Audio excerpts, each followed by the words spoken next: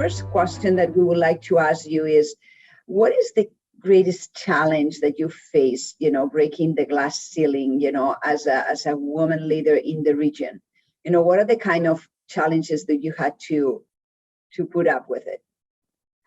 Well, first of all, thank you for inviting me to participate in this. And I think, this is a very, very relevant topic, more relevant than ever, I think. I think one of the things that, happens when actually you grow your career, probably the biggest challenge has been the existence of the impenetrable Toby's Club. And there are some cultures that are simply not prepared to have a woman in the inner circle. It's like there's those conversations that cannot happen in front of a woman. And I think that is very, very difficult to really be able to change. But I think that one of the things that I have done, and this is kind of my strategy, has been to demonstrate that you can do things that others cannot. That I have a completely different way of actually approaching, for example, resetting long-stranded customer relationships and creating common ground, collaboration and prosperity, right? Because you come from a different way of talking, of seeing problems, of making people sit at the table, talk about the issues and finding solutions. And I think that in many ways I have brought a completely different view to a business, which sometimes has resulted in completely new sources of, growth, completely different ways of how do we accelerate the business. And I think that in all these, there is one particular element, which is basically the ability to negotiate and build alliances. Yeah. I have faced multiple times situations where relationships are broken, where it's all about, that world where everything is a position, a non-negotiable position. And when you sit down and you kind of open the door to the possibilities, allow people to talk, allow people to really create those solutions, everything changes. So I think that this has allowed me in a way to kind of gain the respect and the right eventually to be part of that club and to be part of the inner circle, right? Because then they see you can play at that level. And there's some things that even you can do better than others just because of the diversity. And in some cases, I have been called the secret weapon because I can do things that, nobody else would be able to do in that environment just because I'm a woman. Yeah. And it's really, really powerful. And why do you think there is not as many females in leadership roles in the region? Because I think that secret sauce is a common denominator of females, and we have the good universities, we have, the companies are there. What do you think there are not so many? Well, I think that, Mar, first, I think there is a combination of factors. First, there is the idiosyncrasy. In Latin America, once women have a family, really they're expected to stay at home. And even in the higher socioeconomic levels, the pressure is huge. Your partner is expected to take care of you and the family, and you should not be in need of working. That's the way society sees it, right? It's just like you work not because you are fulfilling yourself and because you can give back, right, in different ways. It's because you need to. And that's a stigma. And if there are children involved, the pressure is even bigger. And it comes from everywhere. It comes from society, it comes from family, it comes from in-laws, it comes from everywhere. And in fact, I think that women have no encouragement and no support to continue their careers. And, in fact, they're being criticized. I think the second issue is basically infrastructure and support. The time when we lose top talent is when they become mothers. And I think the lack of infrastructure to support executive mothers is a major impediment for growth. And I think it applies to Latin America, but it applies everywhere. It takes a village to grow children, right? There is that particular saying. And this sometimes involves family support, nannies, domestic service, daycare. It's a whole infrastructure that you need to put together. And I think that's another element. I think that the third element is that in order for actually women to continue their careers and as they grow their families, there is an element of creativity that has to be added. Mm-hmm. And it comes from us, from women, from us, as well as from the companies. There has to be this flexibility for full-time versus part-time jobs versus project jobs. There has to be now, the good thing about this COVID situation is that we have learned to work from home. And that is an incredible tool, I think, an incredible environment for women to be able to continue participating, in the economic, contribution and growing their careers. Some companies have experimented with offering also daycare, and in some cases it works. It's fantastic. And of course, right now with the caveat of, the COVID situation, but, just as we are moving forward, we have to continue inventing, the new ways. Role modeling, Mar, I think it's really important, showing them how it can be done, how people like me and others like me have done it, right? What are the kind of things that we have, created?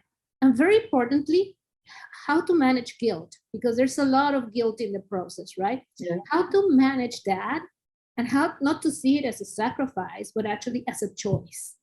Mm-hmm. And then I love that one. Yeah, it's not, I've been asked several times, I missed the time when actually my youngest son started walking. And people ask me, well, how do you feel about it? And I was like, well, I missed it, but I'm going to see many other steps in the future. And it's not a sacrifice. For me, it's been a choice. I know there's things that I will see, and I know there's things that I will not see, but all together will be a plus. And the last thing, basically, I think it's best practices. I think that during my career, I learned from many women who were, ahead of me in their careers and who had really come up with amazing systems and ways of doing things and engaging their families and moving forward, and how do they organize when you have to travel, right? And all these things. And I think that sharing best practices is key, because when people see that it's been done and it works, then automatically it's just like, okay, they feel at ease and they know that it can be done. And I think that that's very powerful. I totally agree with the approach. What do you think leaders in the region could do in order to promote more women into leadership? Because as a woman, you have a very clear understanding, but there is other leaders around you. What is the advice that you would give them in order to get more Adrianas? Yes, I think that, every single study on diversity shows that an organization is by far more successful when they include diversity, and female diversity is part of that. It just makes, the company stronger. Stockholder value increases just like that. So there is an economic benefit to all this, right? I think that in order for this to continue evolving and continue moving forward, I think leaders, first of all, need to recognize that value. And you're going to see two types of leaders, right? People who are early adopters of the idea. There's a lot of leaders who have embraced the change, but there's others that are laggard, right? And now there's many other mechanisms now that are happening where, numbers are being reported about diversity, are you a good company for women and so on, and all of that is getting published. So I think that the fact that all of this is also more open and there is more data and there's more publications around this is something that is going to be influencing how a company is seen, right? And how a company is recognized and how the leaders are being also seen and recognized. But I think that, once leaders recognize that there is a value, right? It's also recognizing and making sure that the leader and the organizations adopt DE&I practices, right? diversity, inclusion, engagement. And this is fundamental. And it has to be a priority. It cannot be just like, okay, this is just like DE and I, and there is someone in charge of this, and okay, we're just complying, right? Check the box. No, it is about owning it, working on it. And I think that also there's another component, right? Which is basically on the other side, you also need to have in your organization women who want to do this, who really want to have a career. Because if there is a will, then there is a way, for sure. And so as senior leaders, we must identify that top talent and sponsor them. There's no other way, right? You need to own it.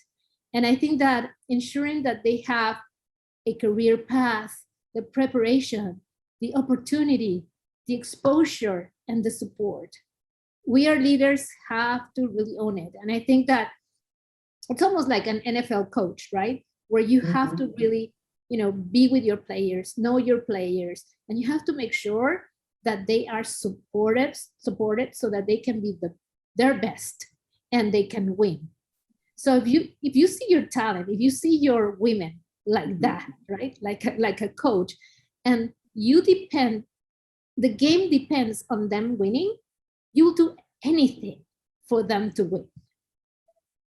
Yeah. I think that's a fundamental difference, right? It's not just one woman or a group of women out there, and okay, there is like this diversity. It's about really, they can be your stars, and you have to manage them like that. I think the other element is having the pulse, really listening, have the conversations with women in the organization, understand their needs. For example, I have set a coffee with Adriana, we call it, where the objective is to listen and learn from each other about challenges and opportunities. And it's been very enriching because once you sit there and you listen to them, and they start sharing even tips with each other and everything, it's just incredible. So I think those are key things that are really powerful together with mentorship, right? It's having mentors for women in organizations, I think really can make a difference. No, it's great, and we see that there is a trend where companies are, the E&I is not just something to check a box, but definitely is shaping the culture of the company from the top, from the board down, in order to embrace those principles. Tell me, who has had the greatest impact in shaping your career trajectory? What they did or what they have done that it was so impactful that brought you where you are right now?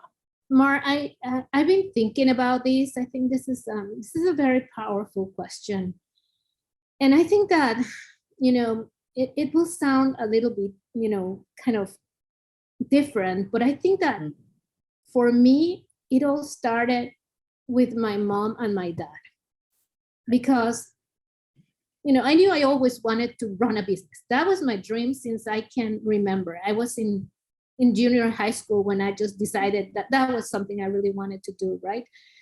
And I remember, talking to my parents, and they were like, whatever you want to do, if you really have the will, there is a way. That's where the line comes from. And they said, we will completely support whatever you want to do in life. But of course, it will require the effort, the commitment, and we're here for you, right?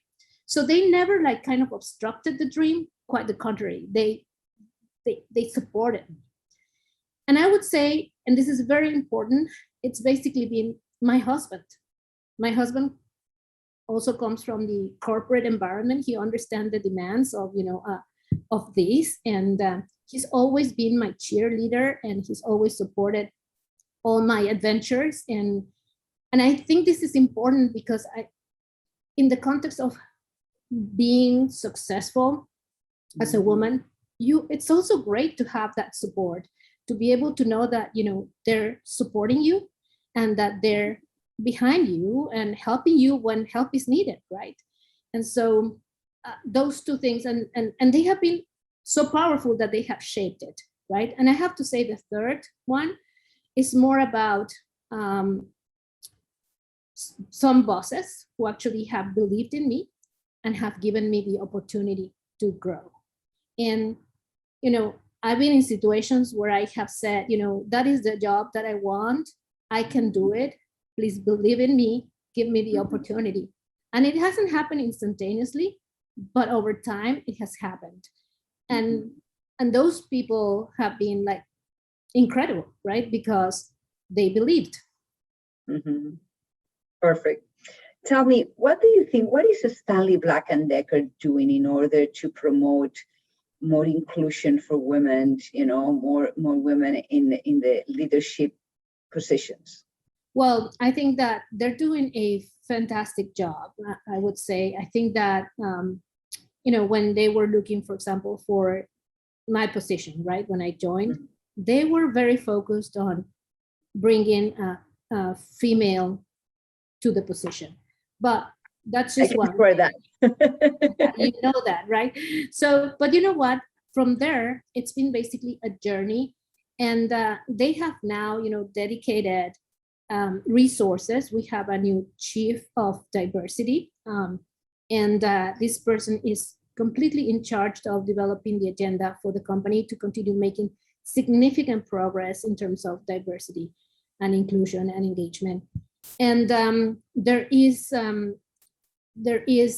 already a process where actually all of the business units have laid out specifically what is the level of participation of diversity that we have. In the case of, you know, Latin America, it's about women, right? What is the participation of women in leadership levels? And then we have already set action plans, and there is quarterly reviews in terms of, you know, the actions and the progress that we are, you know, making in terms of really having this as a very, very relevant agenda in the company. And I think that they're not sparing any resources in terms of also developing talent. There is all these specialized programs for women, and there's an ongoing process to select women from different groups in the organization to actually attend those programs. So, so there is a very open and conscious effort to really drive the agenda. Last question is about, you know, you are a role model. A lot of younger people can look at you and they can see your career. What advice would you give to that next generation of Latin American women? You know, what will you tell them to encourage them to get into top roles? I think basically it would start with just go for it. Have the dream and go for it. It is possible. I think more so now than ever before. I think that organizations are changing. Organizations are embracing DE&I in an incredible way. Not all, but many. And I was really kind of very happy to see in different magazines throughout the Latin America region, the level of, I would say, presence of women leaders of top corporations in the region. This wouldn't have happened 10, 15 years ago, but the progress that is being made is just incredible. So I think that more so now than ever, it is possible.